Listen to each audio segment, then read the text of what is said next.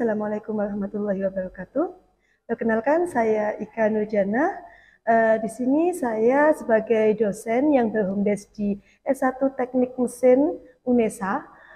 Hari ini nanti saya akan menjelaskan pada mata kuliah termodinamika pada pertemuan keempat di tanggal 22 September 2023, yang mana submaterinya adalah zat murni atau pure substance.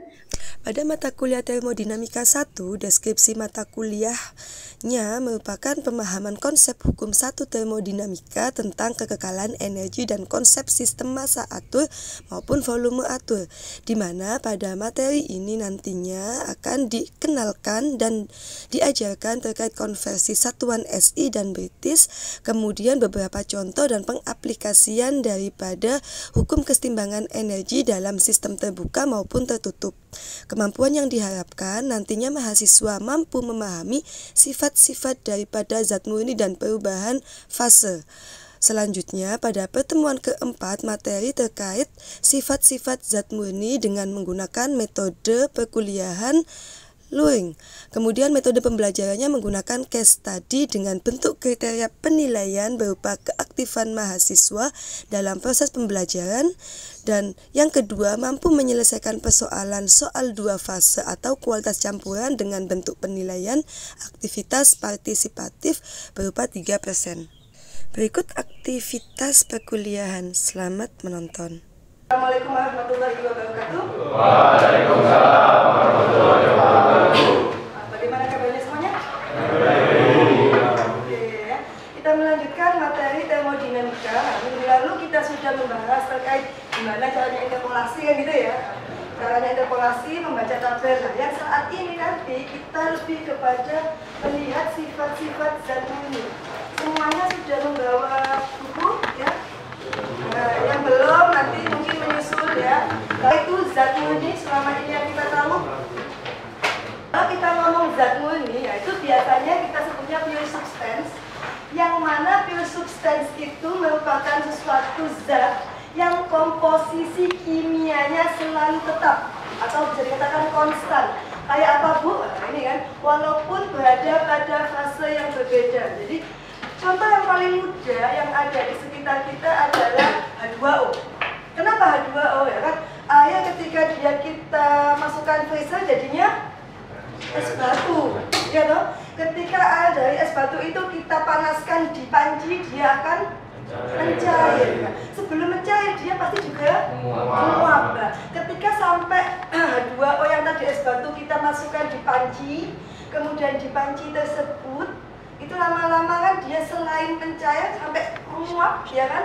Sampai nanti mungkin menguap sempurna. Nah, ini kan contohnya dari es kemudian mencair, nanti menguap dan ada campuran, atau nanti kita mengenal campuran dua fase. Nah, jadi ini contoh yang paling mudah untuk zat murni atau pure substance ya. Nah, ada lagi contohnya nitrogen, helium maupun CO. Dimana di sini ketika dia diposisikan, diubah dalam kondisi padat, cair maupun gas, tetap nggak ada perubahan. Beda kalau misalkan es teh, ya kan?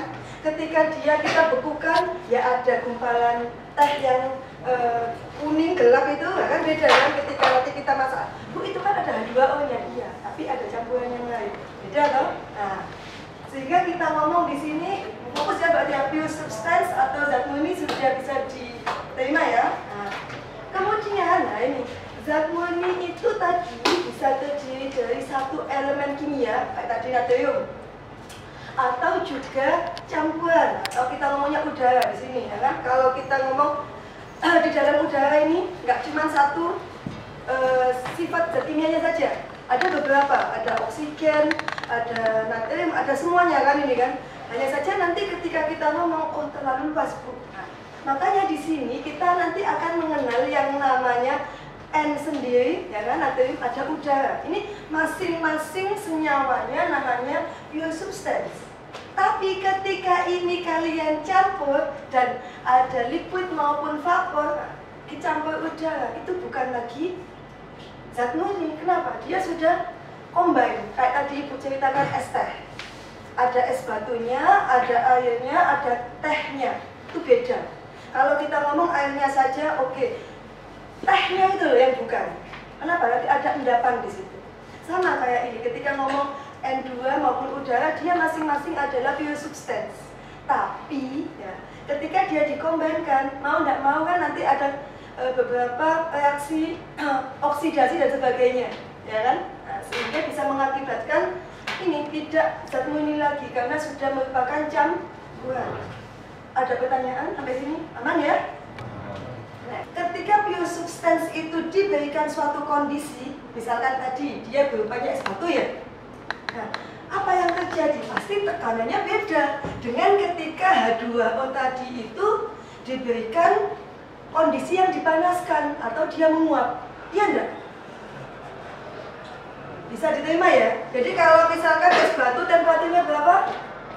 Paling nggak di bawah 0 derajat kan? Ya. Tapi ketika dia dipanaskan mula-mula sampai ada cair saja, jadi 30, 40 naik sampai 100 ya kan? Sampai mencair sempurna. Kemudian tumbuh lagi sampai semuanya dia menguap. Itu kan semuanya beda. Nah, disitulah nanti ternyata perubahan propertis tadi itu mengubah semuanya. Kalau tekanannya berubah, temperaturnya berubah, mau nggak mau ini gandengannya, volume spesifik berubah, energi dalam berubah, entropinya berubah, seperti itu. Jadi ya? Nah, sehingga di sini ya ini loh pentingnya properties untuk menganalisa proses termodinamika dalam suatu sistem. Nah ini, makanya di sini nanti ya Anda akan mendapatkan beberapa info. Oke, fase-fase zat tadi ada padat, ada cair dan ada gas. Nah, yang mana ketika kita ngomong padat itu kan rapat sekali itu. Makanya dikatakan di sini molekul-molekulnya sangat rapat, hantarannya cepat. Nah, sedangkan di sini untuk liquid molekulnya mirip dengan padat, tetapi di sini dia yang lain sudah tidak tetap lagi, tapi molekulnya dia mengambang. Makanya ketika kita mempelajari perpindahan panas ya, kan ada dia kalau konveksi itu ini moving fluid, tapi ketika kita ngomong konduksi, kita ngomongnya di padatan. Kenapa? Kalau padatan benda yang dipanaskan kan langsung menghambat ke sini, ya. Tapi kalau kita ngomong konveksi itu kondisinya dia fluida, dia moving fluid. Ada molekul-molekul yang berpengaruh yang dari bawahnya panas naik ke atas jadi berpindah, yang dingin ke bawah, yang bawah ke atas. Bisa dipahami ya? Nah, sedangkan kalau gas ini lebih apa ya? Lebih berjauhan lagi. Kenapa? Nah, karena susunannya dia acak. Nah, seperti itu. Nah, di ruangan ini kita kan nggak bisa memegang kan? Ya, kenapa ya? Karena memang molekulnya sangat renggang dan acak. Seperti itu. Ketika dari fase padat, kemudian fase cair dan fase gas, itu nanti di dalam termodinamika kita akan mengenal yang namanya perubahan fase. Ada kalanya satu fase, ada kalanya dua fase atau fase campuran. Nah, titik beratnya di sini adalah ketika kita ngomong ini, contoh yang paling mudah misalkan kita ngomong ini gambarnya apa?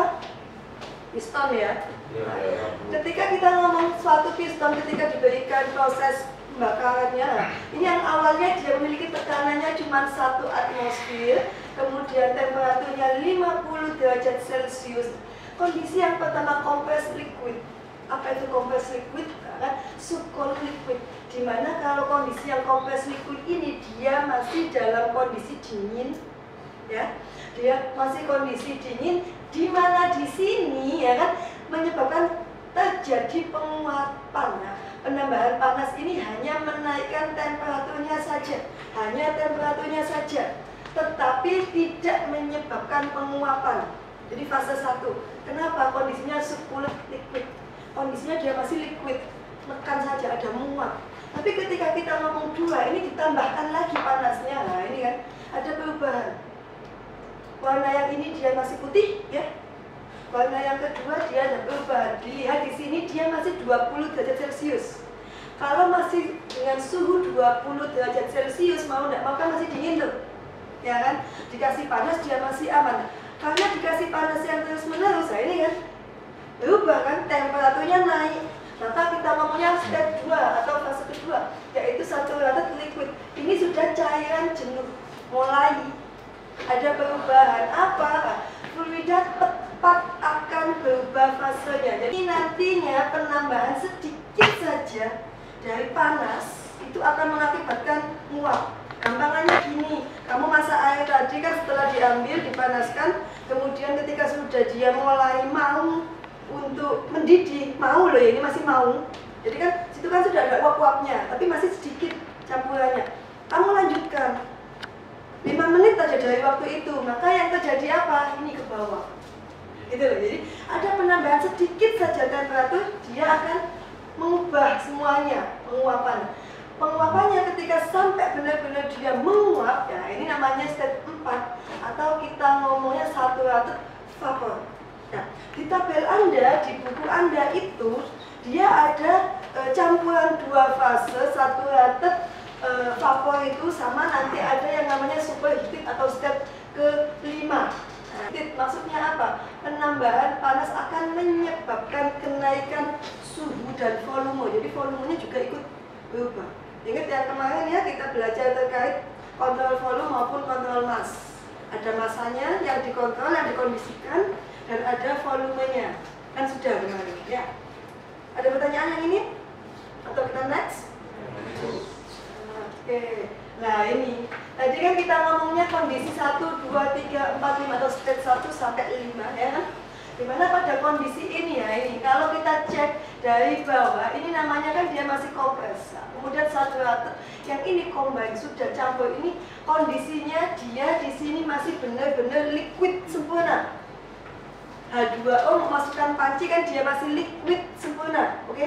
Kemudian ketika masuk sini, nah dia mixture. Nah ini nanti yang akan kita jadikan acuan ketika sampean nanti melakukan perhitungan kondisi 2 fase.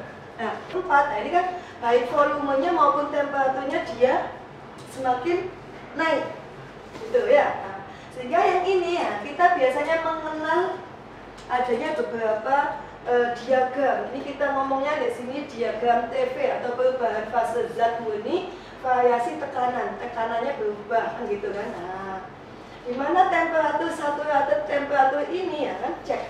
Oh ternyata nih pada saat kondisi yang ini temperaturnya misalkan ini 10 atau 20 derajat, oh kondisinya masih kecil, masih di bawah.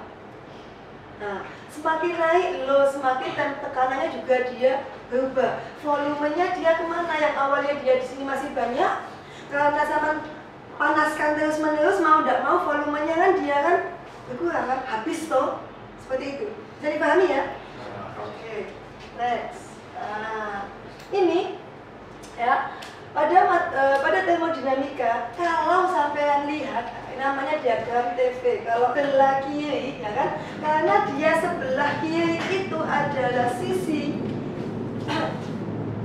nah ini kan di sebelah sini tadi ingat dia di sini masih bentuknya liquid, sedangkan kalau di sini karena tadi dia dipanaskan ya, mau tidak mau ada liquid dan ada vapor. Nah, atau kita ngomongnya mixture ya, ada campuran antara liquid dengan uap. Nah, sama seperti inilah kondisinya. Kalau yang ini kompres liquid, yang ini saturated liquid, yang ini sudah superheated. Nah, ketika dinempel-nempel ini ya, ini kan kelihatan nanti ada perubahan-perubahan. Oh, ini masih saturated vapor, yang ini benar-benar vapor, yang ini dia ada perubahan lagi. Ya, seperti itu. Nah, pun sama dengan ini PV-nya, tekanannya yang dijadikan acuannya. Jadi, oh tekanannya naik, maka kondisinya juga akan berubah. Tapi intinya adalah sebelah sini dia adalah liquid, mixture maupun vapor. Masih aman ya? Nah, nih ada perbedaannya. Kalau Anda lihat, tadi kan ngomong kita ada solid, liquid, kemudian di sini vapor. Nah, ini kondisinya. Jelas ya? Slide saya. Jadi yang di samping sini ya, ini dengan diagram PV ya, di mana pada diagram PV ini zat murni, yang ini menyusut, solidnya dia menyusut. Sedangkan kalau yang ini kan dia solidnya dia mengembang. Contoh kalau yang mengembang adalah air. Pernah nggak lihat es batu ketika kita bikin itu kan masih apa ya, dipegang itu biasa gitu ya. Tapi ketika dimasukkan ke dalam freezer itu kan kayak lebih lebih mengembang lagi. Nah, maka yang di sini kalau kita mengasumsikan, oke, yang ini loh dia diagram untuk PV untuk pure substance itu dia membeku tadi, mengembang. Contohnya tadi H2O. Yang ini apa Bu? Bisa jadi dia adalah udara dan sebagainya. Ketika dikondisikan untuk dibekukan, nah ini kan menyusup, dikompreskan, kan gitu kan? Oke ya, aman? Biar kita bisa nanti nyoba gimana sih aplikasinya, gitu kan? Ini tadi ketika ketemu dari kondisi yang ini, ya kan? Kondisi yang ini ada solid, ada liquid, dan ada vapor. Nah, kalau digambarkan secara 2 dimensi, ketemunya seperti ini. Maksudnya apa? Oke, daerah sini tadi dia masih kondisinya solid ini ya. Yang ini vapor. Yang ini dia liquid. Nah, ketika solid ketemu dengan liquid, nah ini dia akan beberapa kondisi ya. Sedangkan yang ini ketika dia solidnya ketemu dengan vapor atau liquidnya ketemu dengan vapor, maka titik pertemuan dari ketiga kondisi ini namanya triple point. Ketemunya 3 kondisi dari solid, kemudian liquid dan vapor. Ini masih teoritisnya. Nah, sekarang pun ini sama ya kondisinya tadi. Ketika kita cek di gambar samping dia solid, liquid maupun vapor. Nah ini, Anda lihat ada perbedaan. Yang ini tadi dia kondisinya solid, dia solidnya menyusut saat membeku, ada menceng sedikit. Ya, sedangkan yang ini, nah ini kan sempurna, dia lebih ke sini dan ada perubahan. Nah, solidnya dia masuk ke dalam kondisi mixture. Ya, seperti itu. Nah, sehingga gimana Bu? Coba sekarang dilihat di tabel. Tabel H2O. H2O untuk kondisi SI atau standar internasional. Misalkan saya ngomong pada H2O dalam kondisi dia mixture, dia masih kondisi saturated liquid vapor. Nanti tabel berapa yang digunakan? Tabel A2. Nah, jadi pada tabel A2 itu Anda perhatikan, yang mungkin nggak punya bisa lihat temennya. Jadi tabel A2 dan A3 itu kondisinya sama pada saturated water, tapi bedanya tabel A2 itu merupakan tabel temperatur, ya. Jadi yang di samping kiri itu ada datanya temperatur, maka dia tabel temperatur. Nah, seperti ini. Nah, ketika tabel A3, ya kan, A3 yang samping kiri dia dikatakan bar atau tekanan, maka disebut tabel tekanan. Sudah bisa menggunakan ya. Misalkan H2O pada tekanan 10 bar, maka berapa nilai daripada spesifik volume untuk liquid? Coba.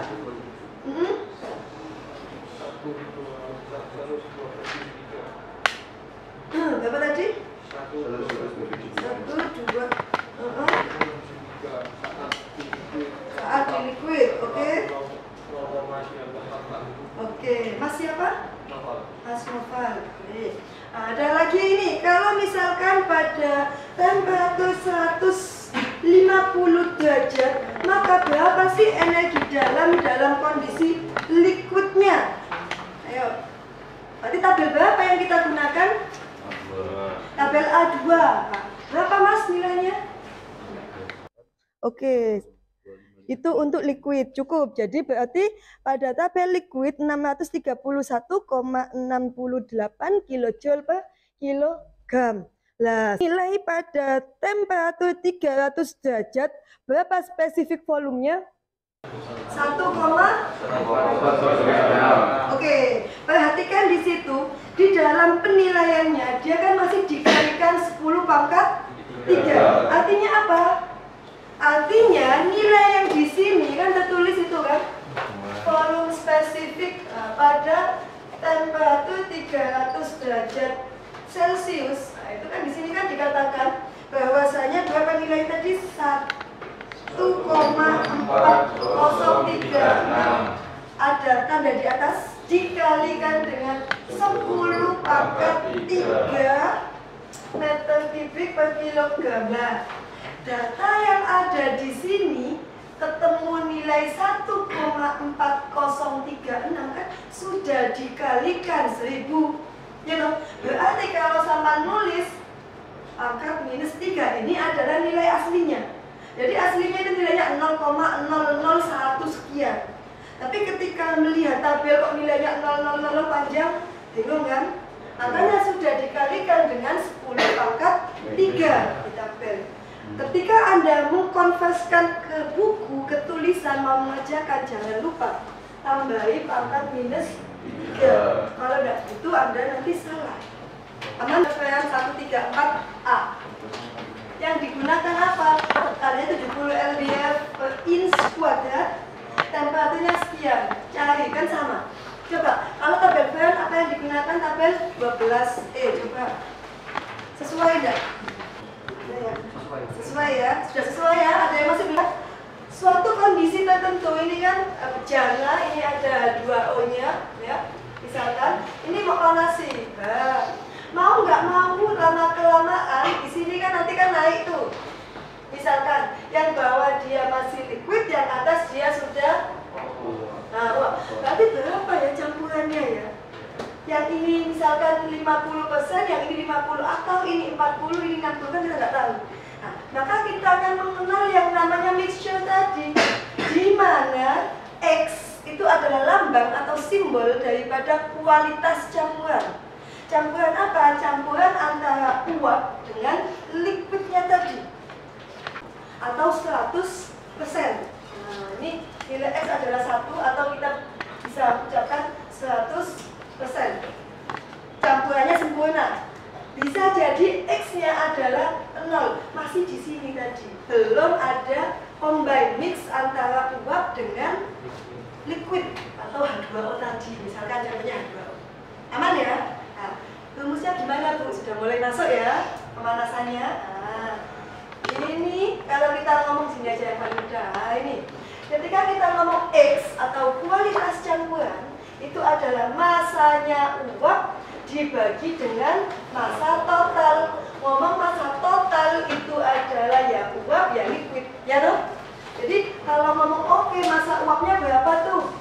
30 gram misalkan. Massa totalnya berapa? Kan uapnya sama liquidnya, jumlahkan, maka akan didapatkan ini nilai X-nya. Itu kalau diketahui massa. Masalahnya ada kalanya tidak diketahui massa, tapi diketahui apa? Diketahui volume spesifiknya yang bentuknya liquid, atau diketahui volumenya saja, atau mungkin diketahui entalpinya, atau diketahui entropinya. Nah, maka rumus yang di bawah ini bisa Anda gunakan untuk mencari kualitas campuran. Diketahui di sini datamu adalah H2O pada temperatur 150. Berapa nilai daripada VF-nya? Ada yang mau nyoba? Langsung aja bawa tabelnya ke depan. Diketahui nilai X-nya adalah, campuran kualitasnya adalah 70% atau 0,7. Silakan.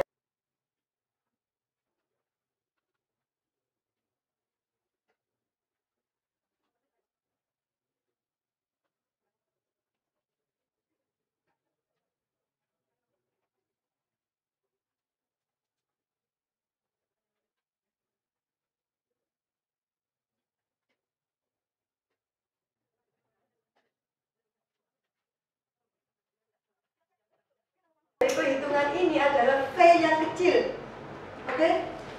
Supaya kita meluruskan dulu, Bu. Volume kok dia masuknya di satuannya meter pangkat 3 per kilo, gitu kan? Ini volume spesifik. Jadi kalau cari volume adalah volume spesifik dikalikan dengan massa. Kalau dapatnya volume spesifik berarti volumenya dibagi dengan diwalik, itu ya. Aman ya? Pun sama, nanti Anda akan ketemu di situ kan ada energi dalam, kemudian ada di situ entalpi kan. Yang Anda dapat di situ, lihat tulisannya dengan entalpi spesifik. Kemudian di situ kan entalpinya ada. Kemudian entropinya kan spesifik volume, internal energy, masih ada info di situ. Kalau yang kecil kalau hanya gede beda lagi. Sama kayak ini nanti. Yang gede berarti di sini entalpinya dia dikalikan dengan massa. Seperti itu ya, aman ya. Datamu yang ada di tabel yang sama pegang itu, kita akan mendapatkan nilainya dari mana? Ini loh, temperaturnya dapat VG-nya dapat VF. Ya, kalau dapat VG dapat VF, tinggal Anda, ini kan V pangkat, kalau kita ngomong Vx atau V saja boleh, volume spesifiknya kan datanya ada. Maka yang kita cari di sini adalah kualitas daripada campurannya. Apa tadi? Kualitas campuran pasti dia tidak memiliki satuan. Kenapa? Karena di atas ya, atas dan bawah dia memiliki satuan yang sama. Maka mau nggak mau pasti dia dicoret, hilang.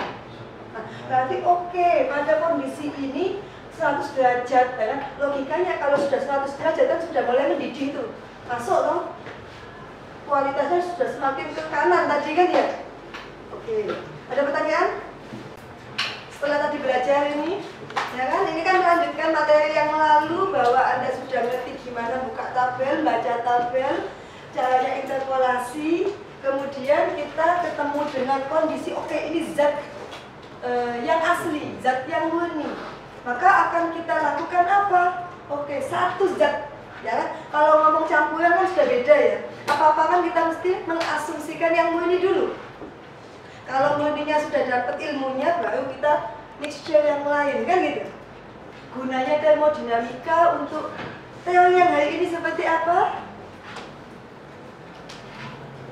Berat Bu ya. Intinya adalah, oh ternyata pada materi biosubstans atau sifat-sifat dari zat murni ini adalah bekal awal Anda ketika nanti ingin melakukan uji fisik dan sebagainya.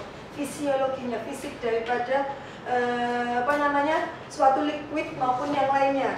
Kondisi seperti itu. Untuk apa? Supaya tahu, oh ternyata kalau yang liquid dalam kondisi liquid kemudian dia berubah menjadi padat ataupun padat liquid kemudian sampai kepada gas, itu kalau dia zatnya murni maka tetap nggak ada perubahan.